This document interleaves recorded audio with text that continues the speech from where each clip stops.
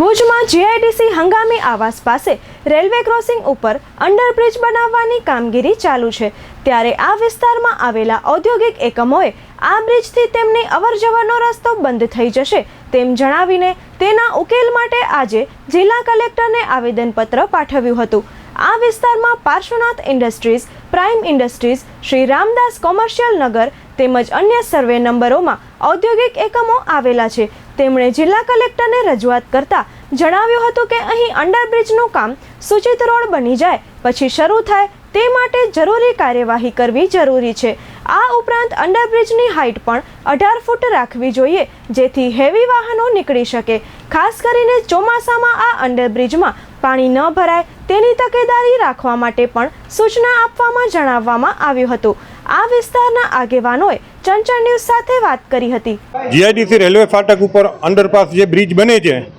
જેને કારણે ત્યાં વસતા તમામ ઔદ્યોગિક એકમો અને ત્યાંના પરિવારોને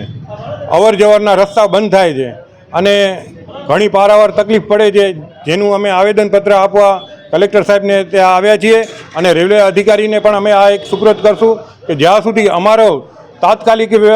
રસ્તો ના બને, કોઈ કાયમી રસ્તો જેના અમે ઉકેલ ના આવે ત્યાં સુધી અંડરપાસ બ્રિજનું કામ ચાલુ કરવું નહીં અને અમારે જે રસ્તા